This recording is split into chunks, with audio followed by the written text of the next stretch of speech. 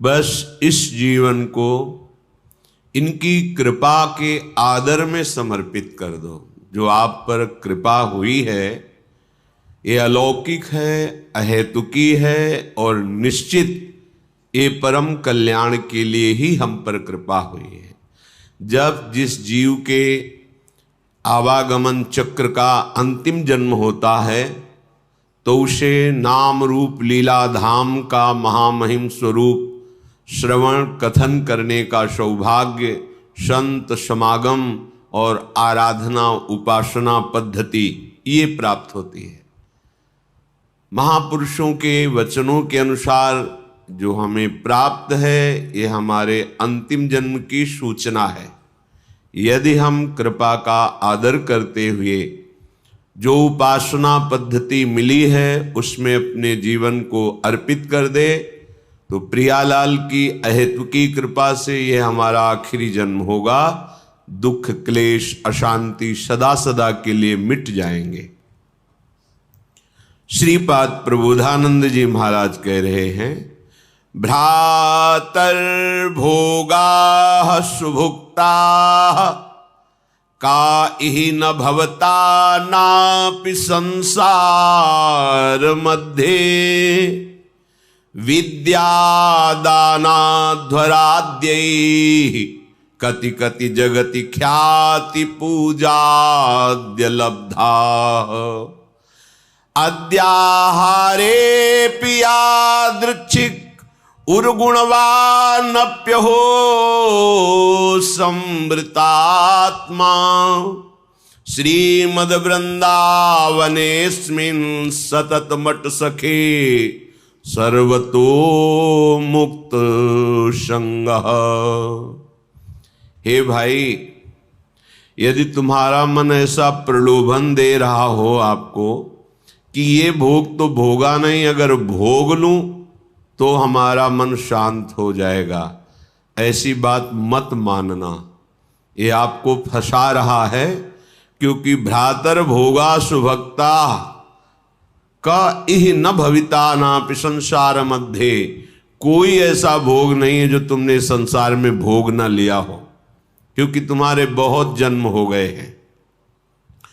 इस माया के प्रभाव से पूर्व स्मृति नष्ट हो जाने के कारण तुमको ऐसा लगता है कि अगर ये मैं भोग लूं तो मेरा मन शांत हो जाए, तो ये तुम्हारे साथ धोखेबाजी खेल रहा है।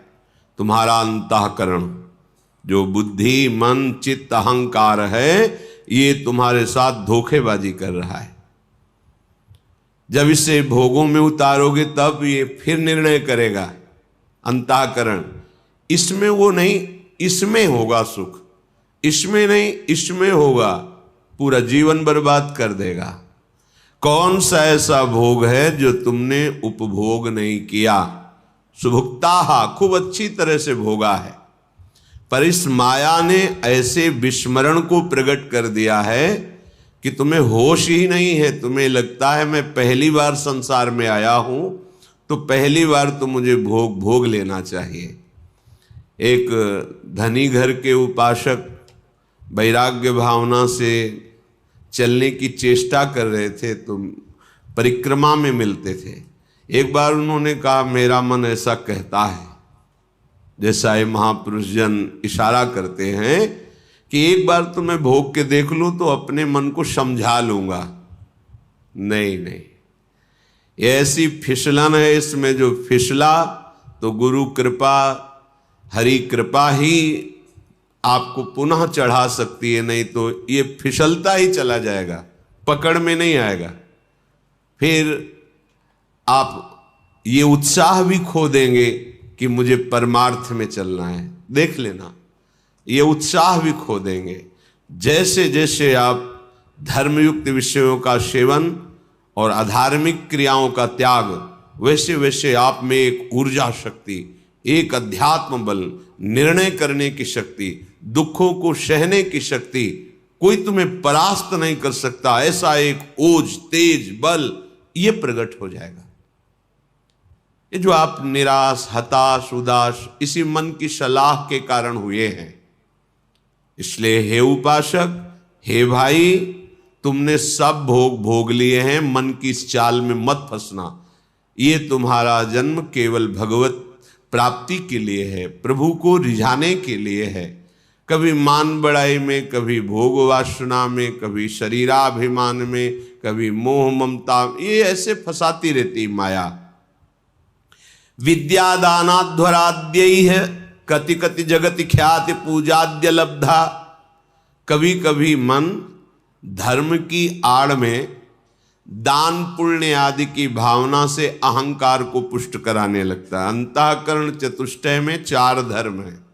बुद्धि का काम निश्चय करना है, मन का काम संकल्प विकल्प, चित्त का चिंतन, अहंकार का स्वीकार करना। मैंने ये कर्म किया, मैं ऐसा कर्म करूंगा, मैंने ये भोगा, आगे ऐसा भोगूंगा।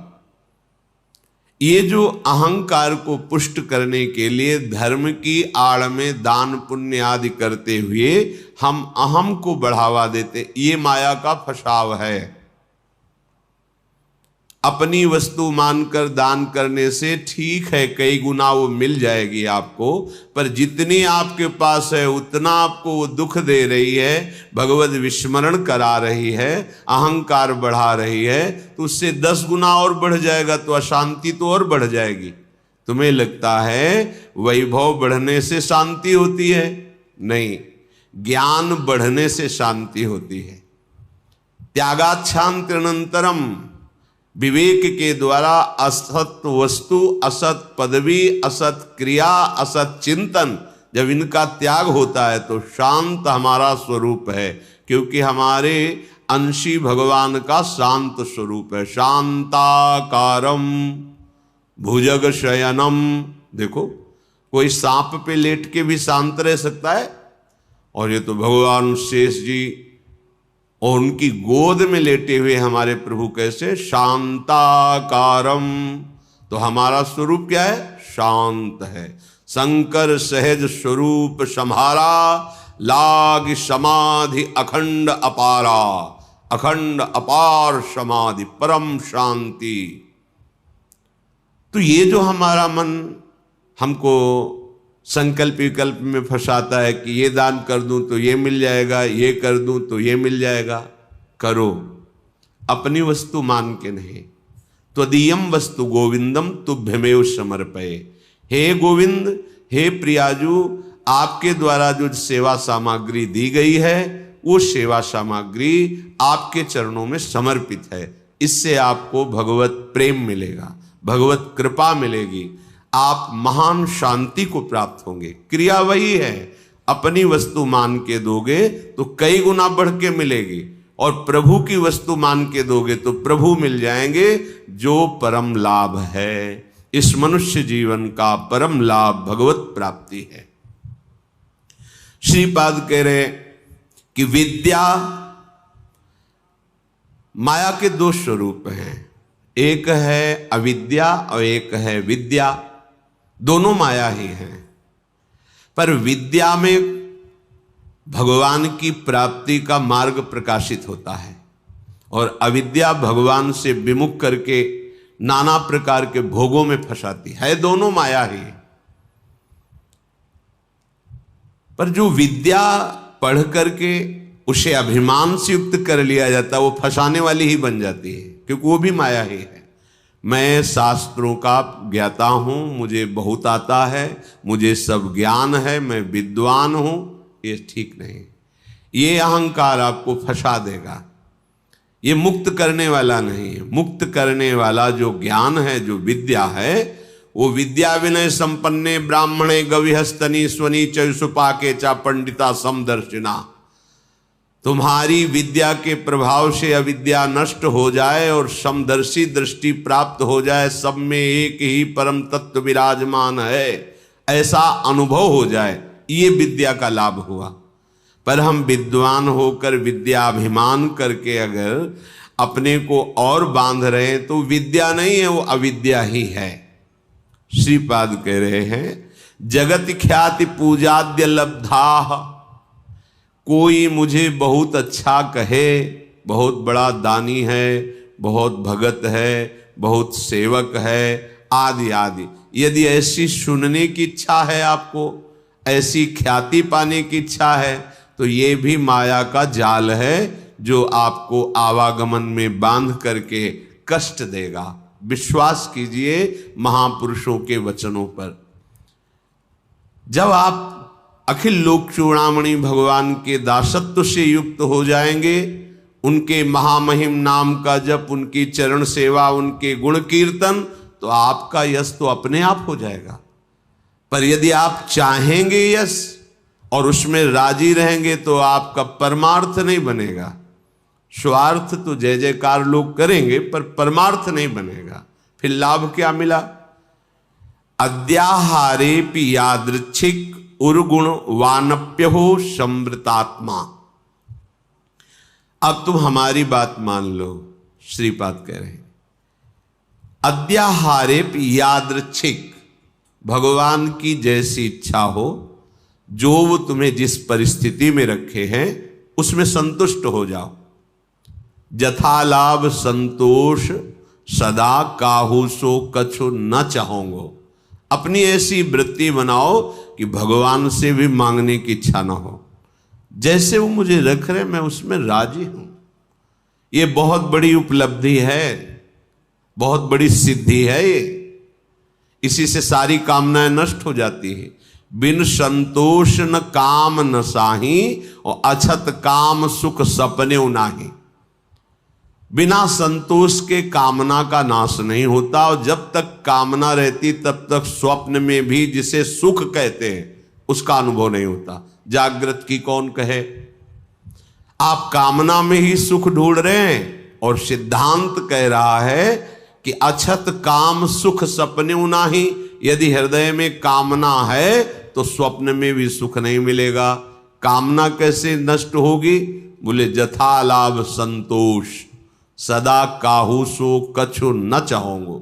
मैं सदा संतोष धारण करूंगा कि मेरे प्रभु ने जैसा विधान कर दिया है हमारे लिए पर्याप्त है। जथा लाभ। आद्याहारेपि यादृच्छिक, जो हमारे आराध्य देव है उनकी इच्छा के अनुसार हमें आहार वास वस्त्र व्यवस्था और संग, ये जो कृपा करके मिला है, हमको अब आकांक्षा नहीं करनी चाहिए किसी भी वस्तु की। सच्ची मानो जैसे कोई प्रश्न करे कि हमें सत्संग की आकांक्षा करनी चाहिए, हमें भगवत चरणारविंद के धाम में रहने की आकांक्षा करनी चाहिए। यदि आप ठीक से भजन करते हो तो आपको कोई आकांक्षा करने की जरूरत नहीं। आगे से आगे वो जहां पहुंचाना जो करना अपने आप करेंगे। हम वृंदावन को जानते भी नहीं थे, पहली बार स्मरण हुआ कैसा होगा वृंदावन, क्योंकि अपने लोगों की अंतर्दृष्टि रहती थी, एक एक हरकत पर नजर थी अंदर की, बाहर का तो मतलब ही नहीं था। भगवान की ऐसी असीम कृपा रही है कि यौवन अवस्था में कभी कहीं भरपेट भोजन मिला हो तो मिला हो, ना कोई गर्म कपड़े पहनना, ना जीवन में कभी पंखा चलाना। ये ऐसी दुनिया का प्रपंच तो बहुत दूरी बात है, कभी पंखा के नीचे सोए हो ऐसा अनुभव नहीं वृंदावन के सिवा।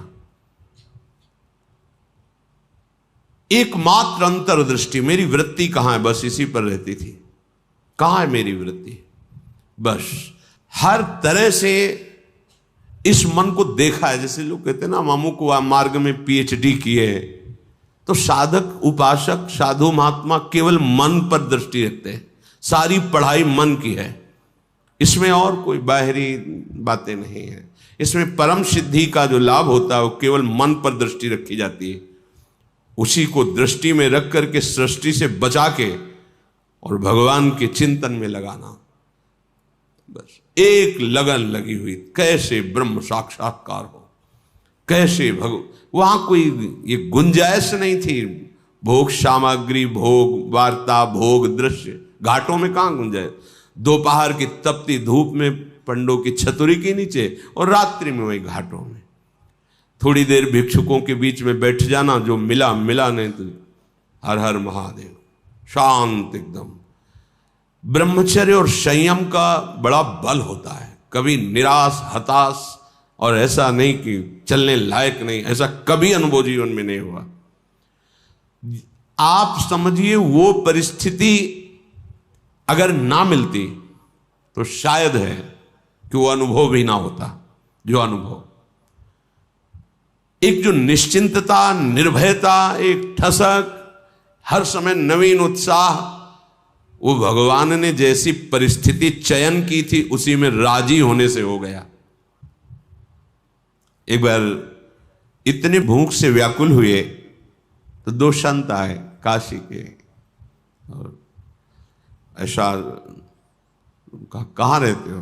घाटों में रहते। भोजन जो महादेव जी दे देते। या घाटों में कौन देता है?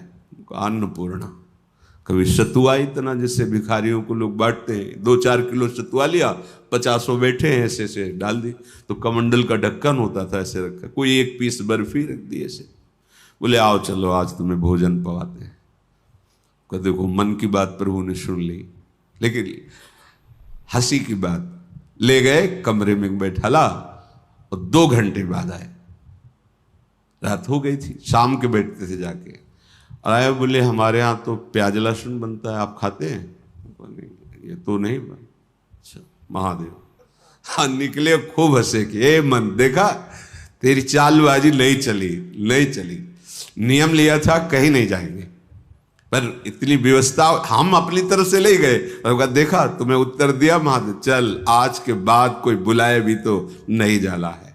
जथा लाभ संतोष सदा काहू, ये बहुत बड़ी उपलब्धि का मार्ग है। चाहे गृहस्थ हो चाहे विरक्त हो, जैसी परिस्थिति प्रभु ने दी है, सच्ची मानिए तुम्हारे कल्याण के लिए वैसी परिस्थिति आवश्यक है। आप कह सकते हो बड़ा घर में प्रतिकूलता रहती, जरूरी है प्रतिकूलता। भगवत प्राप्ति के लिए जो तुम्हें प्रतिकूलता मिली जरूरी है, बड़े बड़े सिद्ध भक्तों को मिली है। आप तो अभी भक्ति के मार्ग में कदम रखना चाहते हैं, और जो भक्ति के सुभट हैं उनके साथ भारी से भारी प्रतिकूलता हुई। हम प्रतिकूलता का निरादर न करें, वो भगवत कृपा है जो मुझे दलदल से निकाल रही है। सबका स्वरूप सामने आ रहा है।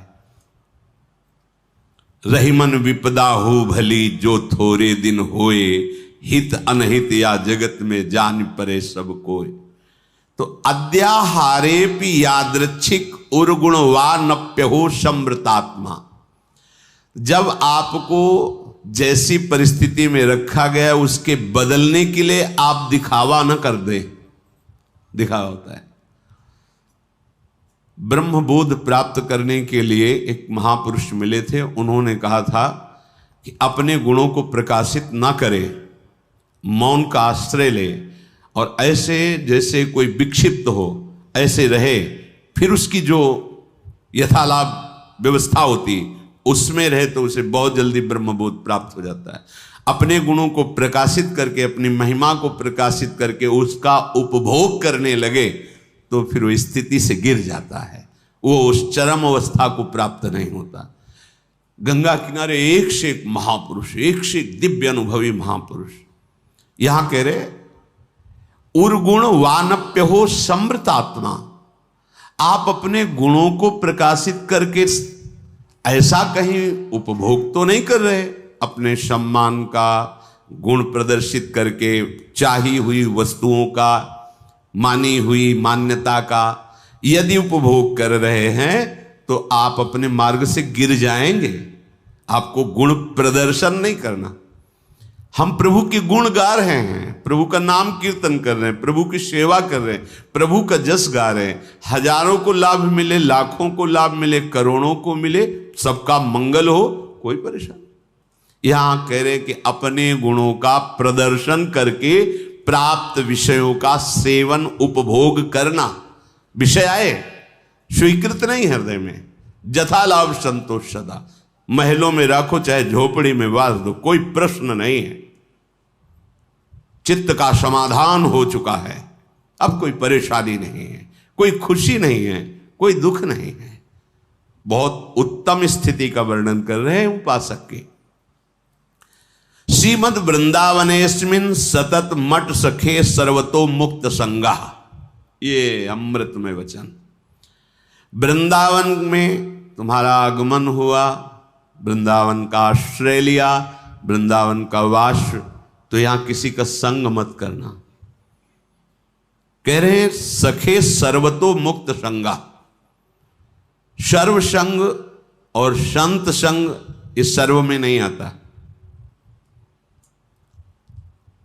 जो भगवत अनुराग में रंगे हुए महापुरुष हैं, तो भगवत प्राप्त संतों ने भी ऐसी आकांक्षा की कि मुझे ऐसे प्रेमी महाभागवतों का संग मिले, क्योंकि बिना उनकी चरण धूल में बैठे, उनकी चरण धूल से अभिषिक्त हुए ना तत्वबोध होता है, ना भगवत प्रेम होता है। तो संतों का संग ही सर्व संग का त्याग कराता है। इसीलिए श्री भगवान ने अपनी प्रसन्नता, अपनी प्राप्ति के उपाय का जब वर्णन किया तो कह रहे हैं व्रतान यज्ञ छंदांस तीर्था नियमा यमाह यथा वरुंधित सत्संगा सर्वसंगोपहो हिमाम। बड़े बड़े व्रत नियम और तीर्थ यात्रा धर्म आदि, इन सब के द्वारा शास्त्र स्वाध्याय आदि, देवताओं का यजन पूजन आदि, इनके द्वारा मेरी प्राप्ति उतनी संभव नहीं जितनी संत संग से। क्योंकि संत संग क्या करता, सर्व संगोपहो हिमाम, सर्व संगों का त्याग करा देता है। जो आसक्ति संसार में, विषयों में, व्यक्तियों में, वही आसक्ति यदि संत महात्मा में हो जाए तो मोक्ष का खुला हुआ द्वार शास्त्रों में पाया गया है। तो यहां जो सखे सर्वतो मुक्त संगा, उसका भाव है जो प्रभु से विमुख जन है उनसे हमारा परिचय भी नहीं होना चाहिए। वृंदावन ऐसे रहे मनो चिन्हारो नाई, हम नहीं पहचानते किसी को, नेत्र नीचे हैं, अपने मार्ग को देख रहे हैं और अपने प्रिया प्रीतम का स्मरण कर रहे हैं। जो मिलता है मेरे प्रभु इस रूप में आए हैं, ऐसे भाव से। कहीं कोई सांसारिक भाव, सांसारिक संबंध नहीं। सांसारिक प्रपंच को स्वीकार करने वाला उपासक उपासना में आगे बढ़ नहीं सकता। अपने गुणों को प्रयोग न करते हुए, जो हमारे अंदर भागवतिक गुण हैं, वो प्रभु की महिमा को, प्रभु के यश को गान करके जगत मंगल के लिए हैं। अपने में विशेषता का भाव आ जाना पतन का लक्षण है। मैं इनसे विशेष हूं, विशिष्ट हूं, मैं महान हूं, ऐसी बात मलिन अंतःकरण में आती है, निर्मल अंतःकरण में नहीं। जितना अंतःकरण निर्मल होता जाएगा उतने ही ये भाव खत्म होता चला जाएगा। और जिसका संपूर्ण अंतःकरण निर्मल हो जाता है, उसके हृदय में ये बात आ जाती है कि मैं चराचर जगत का सेवक हूं। सो अनन्य गति जाके असमत न टरे हनुमंत, मैं सेवक और सचराचर रूप स्वामी भगवंत। ये सबसे बड़ी बात आ गई। तो श्रीधाम वृंदावन का आश्रय, वृंदावन का वास, किसी से कोई परिचय नहीं। जैसी परिस्थिति में प्रिया प्रीतम रख रहे हैं वो हमारे योग्य है। हम अपने गुणों का प्रदर्शन करके किसी भी वासना की पूर्ति की चाह न रखें। हमारा एकमात्र उद्देश्य भगवत प्रसन्नता, दान पुण्य आदि करके सब कर मांगत एक फल रामचरण रति हो। सारी चेष्टाएं हो रही, इसका फल है मेरी प्रिया जो प्रसन्न हो जाए, मुस्कुराकर एक बार हमारी तरफ कृपा कटाक्ष कर दे। श्री स्वामिनी जी की कृपा से इस त्रिगुणात्मिका माया से पार करने में समर्थ श्री वृंदावन धाम, श्री वृंदावन धाम की रजरानी, श्री वृंदावन धाम की लता, यमुना रसरानी, रसिक महापुरुष जन, ये दुर्लभ वस्तु प्राप्त हुई है। जगत में तो साधारण मनुष्यता अगर निर्वाह कर ले तो ही कठिन है, फिर धर्म से चलना और कठिन, फिर भक्ति पूर्वक चलना और कठिन, फिर भक्ति के भावों में विचरना, दास्य भाव, सख्य भाव, वात्सल्य भाव, कांता भाव, सहचरी भाव आदि। अपने को जो ये कृपा मिली है, अब हम मूढ़ता का त्याग करके और परमानंद की प्राप्ति के लिए हर कष्ट सहेंगे ऐसा निश्चय स्वीकार करना चाहिए।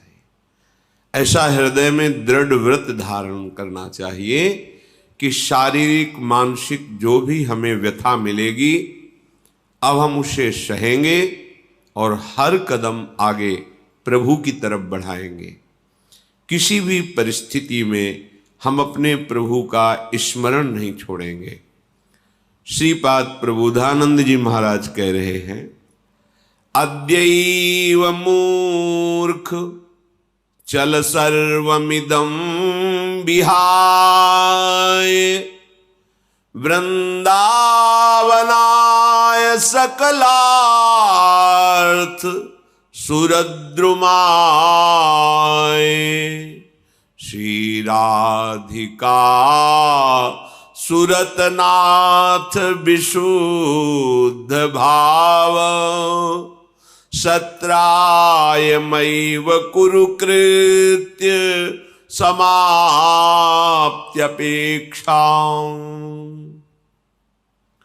हे भाई, चल सर्वमिदं विहाय, ये मूढ़तावश जो तुमने अपनापन जगत के नानात्व में वस्तु व्यक्ति स्थान पद प्रतिष्ठा में कर लिया है, ये टिकाऊ नहीं है। न शरीर, न शरीर के भोग, न शरीर संबंध, किसी भी क्षण सब छूट सकता है, किसी भी हेतु से छूट सकता है। हेतु माने निमित्त, कुछ भी कारण बन सकता है, क्योंकि ये निश्चय तो नहीं ना कि कब शरीर छूट जाएगा। तो रात दिन शरीर के भोगों का चिंतन करना, शरीर संबंधियों का चिंतन करना, ये मूर्खता है। श्रीपाद कह रहे, अद्यैव मूर्ख चल सर्वमिदं विहाय, अद्य अभी, आज ही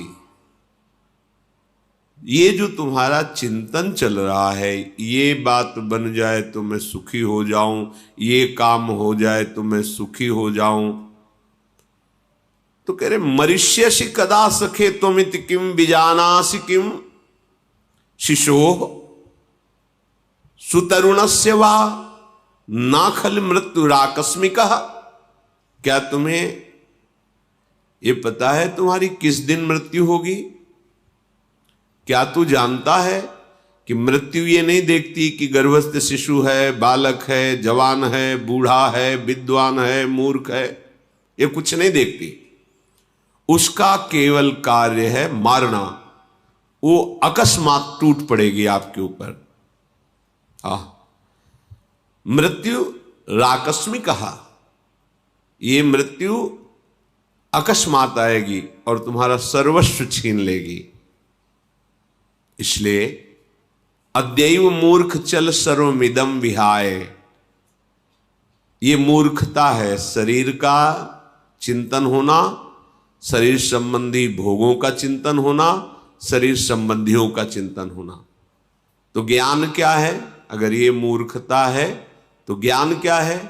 प्रभु का चिंतन होना, प्रभु की सेवा के निमित्त से समस्त कार्यों का चिंतन होना, प्रभु के नाम रूप लीला धाम में ही अपनी दृढ़ निष्ठा होना, प्रभु से ही अपना संबंध मानना, प्रभु के संबंध से ही सबसे प्रेम व्यवहार करना, यह है विवेक, यह है ज्ञान। अन्यथा कोई भी हो, श्रीपाद कह रहे हैं वो मूर्ख है जो शरीर संबंध विषय, शरीर संबंध रिश्ते नाते और शरीर, इन्हीं का चिंतन करता रहता है। वृंदावनाय सकलार्थ सुरुद्रमाय, ये वृंदावन तुम्हारी जितनी चाहत है सब पूर्ण कर देगा। दो प्रकार से, एक तो अपने प्रभाव से हृदय शांत कर देगा, दूसरा जो भगवत प्राप्ति में विरोधी नहीं है उन भोगों को दे देगा। यदि तुम्हारी चाहत है तो सुरुद्रमाय, जैसे कल्पतरु अपने समीप आने वाले की कामना पूर्ण कर देता है, ऐसे ही श्रीधाम वृंदावन दो प्रकार की लीला करता है। जो हमारी कामनाएं हमारे को फंसा के नष्ट करने वाली हैं, उनको शांत कर देता है, या जो भगवत प्राप्ति में बाधक नहीं है, सहायक है, उनको पूर्ण कर देता है। दोनों विधि से वो कामना रहित कर देता है। श्री राधिका सूरतनाथ विशुद्ध भाव शत्राय मैव कुरुकृत्य समाप्ति अपेक्षाम। अब तुम किसी कर्म की अपेक्षा मत रखो कि मैं ये करूंगा तो ये मिल जाएगा। कर्मों को प्रभु की प्रसन्नता के लिए करो और प्रभु को समर्पण कर दो, तो तुम्हें अक्षय फल मिलेगा। अक्षय जिसका कभी नाश नहीं होता, वो फल है भगवत प्रेम, वो है भगवत साक्षात्कार, वो है तत्वबोध, जिससे आप अखंडानंद प्रेमानंद में निमग्न हो जाएंगे। श्री वृंदावन में प्रिया प्रीतम का ऐसा प्रभाव है, मलिन अंतःकरण होने के कारण हमें अनुभव में नहीं आता। नहीं, कई बार ऐसा धाम की कृपा से अनुभव होता है। बहुत दिव्य धाम है, बहुत कृपालु धाम है। आप लगो तो श्री धाम का आश्रय लेकर के उपासना में लगो, फिर आपको यही धाम दिखाई देगा। अगर आचार्य कृपा न हो, गुरु कृपा न हो, तो हृदय गति की सामर्थ्य नहीं है कि वो चल पावे। हृदय गति रुक जाएगी। ऐसा परमानंद में ये धाम है। कई बार ऐसा अनुभव होता है कि हमारा चित्त कोई ऐसा चिंतन नहीं कर रहा था, अचानक कोई शब्द, कोई वस्तु, कोई व्यक्ति बिल्कुल साधारण प्राकृतिक, और बस चित्त अप्राकृतिक तत्व ने घसीट लिया, डूब गए। ये धाम कृपा। ये ऐसा नहीं कि किसी विशेष को पहचानता हो वृंदावन। वृंदावन को मां कहा गया है, वृंदा टवी, मात्रवत प्रेम करता है धाम। वृंदावन ही प्रभाव सुन अपनो ही गुण देत, जैसे बालक मलिन को मात गोद भर लेत। मां के लिए अगर 100 बच्चे हों तो सब बराबर होते हैं। जो बिल्कुल अयोग्य होता है उस पर विशेष प्रेम मां का होता है कि ये तो सब विवेकवान हैं, बुद्धिमान हैं, ये अपने को बचा लेंगे, अपने मनोनुकूल चल पाएंगे, लेकिन ये तो बिल्कुल बुद्धिहीन है, तो हर समय उस पर नजर। तो हमको अपने को ऐसा मानना है कि हम किसी योग्य नहीं, वास्तविक। अब बिल्कुल वृंदावन का मात्रवत आश्रय ले लो। ये वृंदावन धाम श्री किशोरी किशोरजू की अद्भुत सामर्थ्य से युक्त है। अद्भुत सामर्थ्य। किसी दिन किसी उपासक ने स्वप्न देखा था, वो बता रहे थे, हृदय में भारी पीड़ा हुई, अब मुझे वृंदावन जाना है, शरीर वृंदावन में ही है, अब मुझे वृंदावन जाना है। तो वृंदावन से अलग कैसे हो गया, वो सोच रहे थे, अलग कैसे हो गया। बड़ी व्यथा, रोना प्रारंभ, कौन मुझे वृंदावन से दूर ले आया, मैं कैसे वृंदावन से दूर हो गया। एकदम रोना,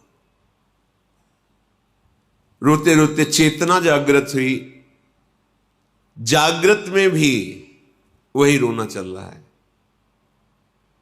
फिर ये तो लगा अच्छा ये स्वप्न था, फिर विश्राम, फिर देखा कोई आके कह रहा है चलो हम तुम्हें वृंदावन। ऐसे ऐसे विरक्त महापुरुष, ऐसे ऐसे प्रेमी जनों के दर्शन, ऐसी दिव्य शोभा, ऐसी दिव्य सौरभ। कहीं यहां भजन का परिश्रम थोड़ी करना पड़ता है, यहां तो भजन स्वयं तुम्हें पकड़ लेगा।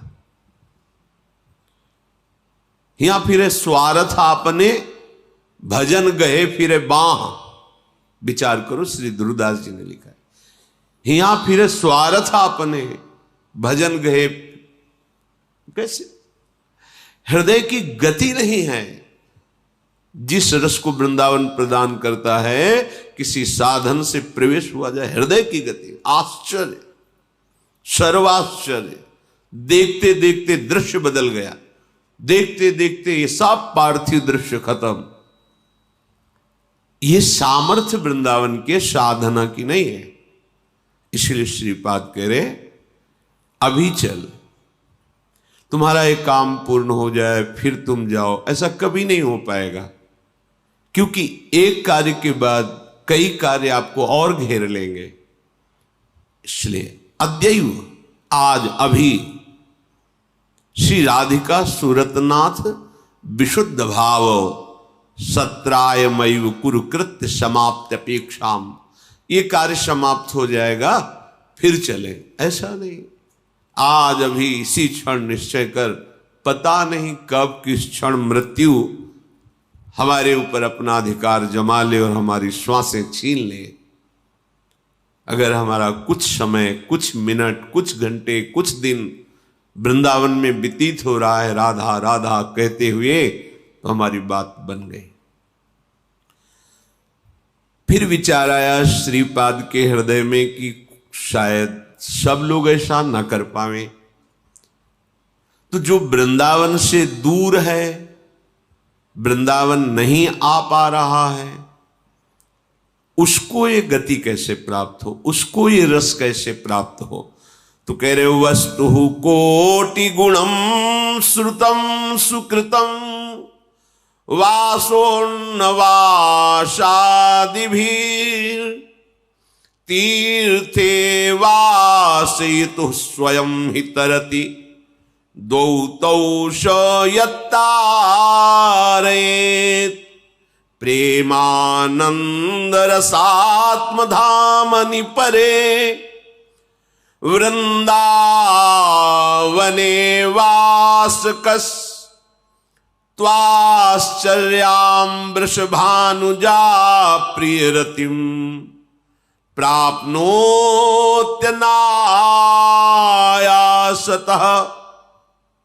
हे भाई, यदि तुम ऐसे वृंदावन के लिए तत्पर नहीं हो पा रहे, अनन्य निष्ठा नहीं ले पा रहे, यहां अखंड वास नहीं कर पा रहे, तो हम तुम्हें एक उपाय बताते हैं। वस्तु कोटि गुणम श्रुतम सुकृतम वासोन्न वासादिभिर तीर्थे वासा ये तो स्वयं ही तरति दौ तौ स यत्तारयेत्। जो वृंदावन वासी हैं, श्री प्रिया प्रीतम के उपासी हैं, तुम अगर वास नहीं कर पाते हो तो उनके वास करने की व्यवस्था कर दो। कल के भी सत्संग में कहा था, साधो शक्नोषि नो चेत सकलमपि हठात स्वप्न कल्पम विहातुम तरहि त्वं ध्याय वृंदावन मनुष्यो मथोपास्य वृंदावनेशो। साधु, यदि तुम अखंड वृंदावन वास नहीं कर सकते, विषयों का त्याग नहीं कर सकते, तो जो युगल किशोर की उपासना में तत्पर हैं उनकी सेवा कर दो। क्या सेवा? श्रीधाम वृंदावन वास की उनकी व्यवस्था कर दो।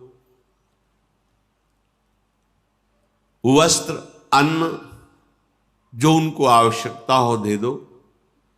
तो श्री वृंदावन वास करने से भी दुगुना उसको फल प्राप्त होगा। क्यों?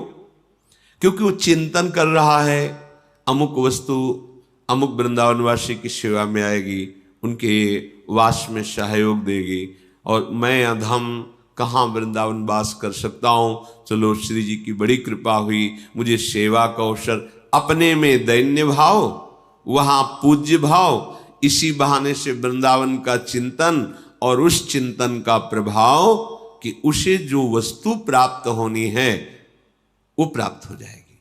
श्रीधाम वृंदावन के वास से, श्री प्रिया प्रीतम के भजन से जो प्रेम प्राप्त होता है वही उसको प्राप्त हो जाएगा। कह रहे कि जितने भी तीर्थ हैं इनमें वास करना पापों का नाश अवश्य हो जाता है। पर तीर्थों से कोटि गुणा महत्वशाली वृंदावन धाम है, करोड़ों गुना बढ़कर। प्रिया प्रीतम का निज महल है, निज धाम है। तो जो यहां के वासियों की सेवा करता है, यहां दोष दृष्टि नहीं करनी चाहिए। जैसे बाहरी लोग नहीं जानते हैं तो भगवत पार्षदों को, ब्रजवासी जनों को दोष दृष्टि से देखने लगते हैं। ऐसे शब्दों को हमने सुना है, चुभता है। आप क्या जानो, आपको निधिवन, सेवा कुंज, रंग जी, राधा रमण जी, बिहारी जी दसियों जगह दर्शन कराएंगे जिन्हें आप पंडा कहते हो, और आपको चंद रुपए दे देते हो। उनके न खेती है न व्यापार है, उसी से परिवार चलता है। और बड़े बड़े भगवत प्रेमी महात्मा जो उनके दरवाजे पर राधे श्याम बोलते हैं तो रोटी देते हैं। आपको पता है वो पैसा आपका कहां पहुंच गया, कितना सुकृत आपके एकत्रित हो गए। आप जिनको न जानते हैं और न सेवा कर पाएंगे, ऐसे ऐसे संत हैं जो एकांत सेवन करते हैं, माधुकरी मांग के खाते हैं। वो ऐसे ब्रजवासियों की कोई खेती थोड़ी है, कोई बड़े बड़े व्यापार थोड़ी है। ये ठाकुर ही उनके जीवन है, यही जीवन धन है। 4 जगह दर्शन कराए, कुछ चंद रुपए मिले, उससे अन्न धन, अपने परिवार का पोषण, साधु महात्माओं को भिक्षा, भगवत आराधना। तो 20 वर्ष मधुकरी मांगी देखा, कोई घर ऐसा नहीं जिसमें ठाकुर जी न विराजमान हो, कोई घर ऐसा नहीं है। कितने भाव, आप इनका बाहरी स्वरूप, इनके बोलने का ढंग थोड़ा टेढ़ा है, पर इनका हृदय बहुत ही कोमल और परम पवित्र है ब्रजवासी जनों का। ये दोष दृष्टि न करे कि अरे ये तो पैसा नहीं। आप समझो, आप करोड़ों प्राप्त करके भी शांति का अनुभव नहीं करते और वासना बढ़ती जा रही। आप 100 रुपए 200 रुपए दे दिए, तो आपको 10 जगह दर्शन करा रहे, महिमा बता रहे हैं, उनके चरण छुओ, उनको प्रणाम करो भाव से। कोई छल कपट व्यवहार अगर कहीं दिखता है कि आपके साथ कोई छल कर रहा है, कपट कर रहा है, व्यवहार कर रहा है, तो गंभीरता पूर्वक अपने को बचा लो और उन पे दोष दृष्टि ना करो, दोष दृष्टि ना करो और अपने को बचा लो। इससे बिहारी जी प्रसन्न हो जाएंगे। अगर आप इनके प्रति भगवत भाव न करके तो ठीक नहीं रहेगा। इनका स्वभाव है, ये श्री कृष्ण के निज जन है, इनका स्वभाव। हमारे ठाकुर टेढ़े खड़े होते हैं, देखो, ललित त्रिभंगी, और बड़े ही प्रेमी स्वभाव के हैं। ऐसे ही हमारे ब्रजवासी जन, थोड़ी बात इनकी टेढ़ी, थोड़ा उनका व्यवहार टेढ़ा नजर आ सकता है, पर बड़ा प्रेमी स्वभाव, आंतरिक जो बात है। मां से भी ज्यादा प्यार करते हैं संतों को। जब इनके घर में जाए और 2-4 दिन गए फिर न जाओ तो देखो कैसे बात करती हैं माताएं जो ब्रजवासी। ए बाबा, तू कल आयो नहीं, तबीयत ठीक है ना तेरी? मां की तरह पूछना, कल क्यों नहीं आया बाबा? ये कौन पूछता है? वो पैसा आपका इनके घर में गया और इनके हाथ से बनी हुई मधुकरी संत पाकर भजन कर रहे, तो पैसा कहां आया? भजनानंदी महात्माओं के उदर पोषण के काम में, उनके ब्रजवास में सहायक हुआ। ये ब्रजवासी जन हैं, ये कृपा कर दे तो प्रिया प्रीतम की कृपा का अनुभव होने लगे। इनके बाहरी कटु व्यवहार से आप इनको गाली मत दीजिए, निंदा मत कीजिए, अवहेलना मत कीजिए। ये भगवत पार्षद है, तीर्थों का प्रभाव है। पर वृंदावन की जब बात आती है तो कोटि तीर्थ भी समानता है। रज की तुल बैकुंठ नहीं और लोक की ही माई। तो जो वृंदावन वासी हैं, उनकी जो उपासना करता है, वो वृंदावन वास नहीं कर पाता, पर उनकी उपासना का मतलब कि हृदय में ये भाव कि मैं तो वृंदावन वास नहीं कर पा रहा, पर मेरे पास जो कुछ है उससे थोड़ा, अगर हम किसी एक को भोजन दे देते हैं, किसी एक को वास करा देते हैं, किसी एक को वस्त्र दे देते हैं, उसके वृंदावन वास में सहयोग कर देते हैं, तो श्रीपाद कहते हैं वो वही गति प्राप्त करता है जो वृंदावन वास करने वाला है, वही गति वो प्राप्त करता है। इसमें विशेषता हो जाएगी, प्रिया प्रीतम का विशेष प्यार उसके ऊपर उदय होगा। प्रेमानंद रसात्म धामनि परे वृंदावने वासक त्वाश्चर्याम वृषभानुजा प्रियरतिम प्राप्नोत्यनायासतः। प्रेमानंद रस प्रदान करने वाला श्री वृंदावन धाम है। इसमें जो वास करना चाहता है पर उसके पास कोई व्यवस्था नहीं है, अगर वो व्यवस्था कर दे तो श्री वृषभानुजा, श्री लाडली किशोरी जो उसकी व्यवस्था को देख लेती है। समझ गए?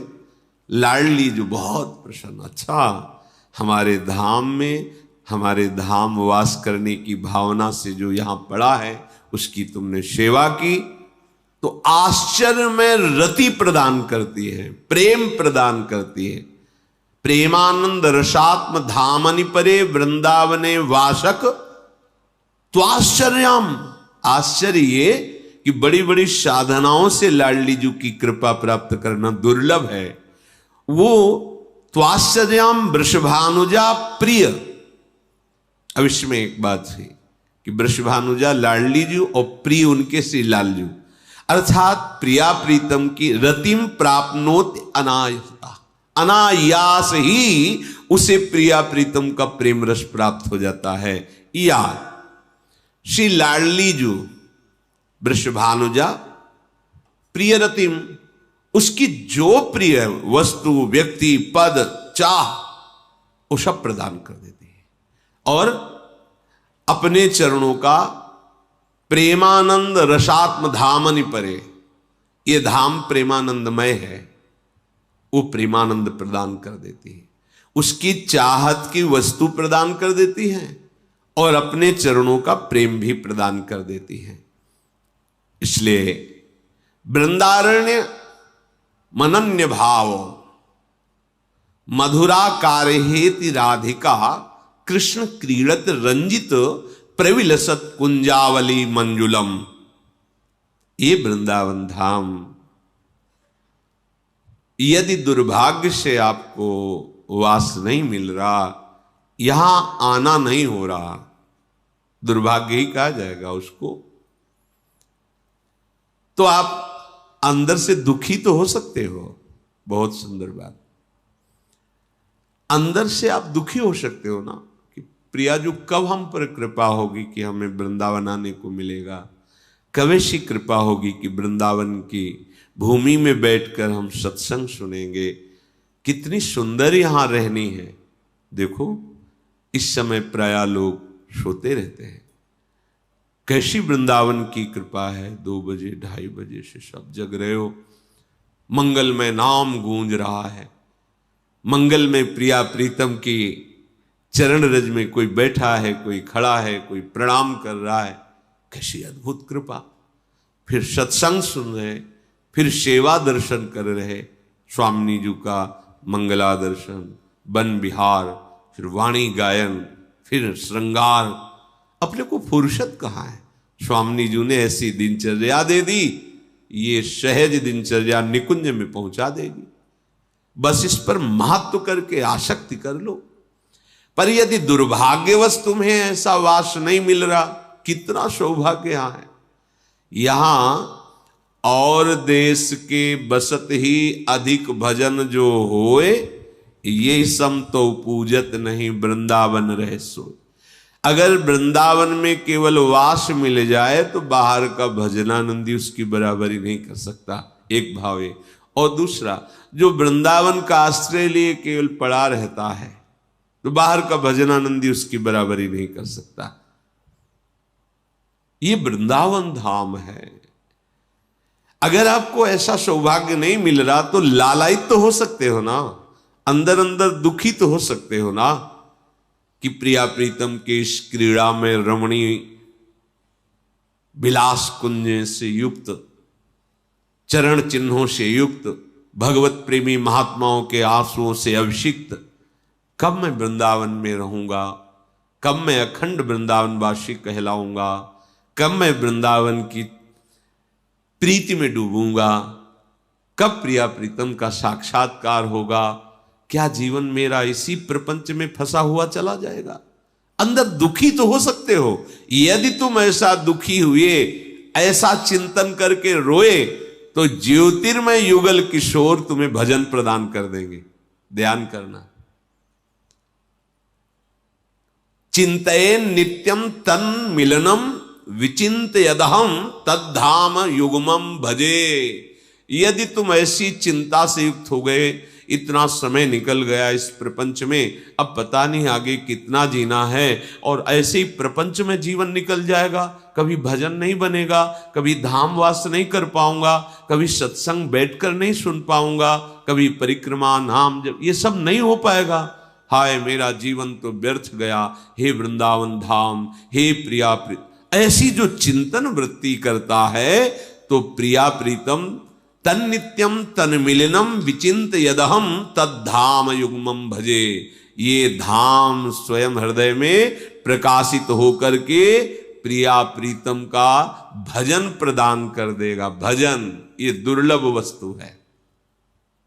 भजन नसेनी प्रेम की, इसी से प्रेमारस का रसास्वादन होता है। रात दिन भजन अहोभाग्य है। दर्शन होते हैं ऐसे बाहर से आए हुए वैष्णवजन भक्त जनों के, जिनके आंखों में आंसू होते हैं, गोद में ठाकुर होते हैं, ऐसे लिए दुलार करते। कैसे गृहस्थ है, कितना पावन जीवन है। मस्तक पर तिलक है, गले में कंठी, गोदी में ठाकुर, आंखों में आंसू, और ऐसे वृंदावन आए हैं भाव से।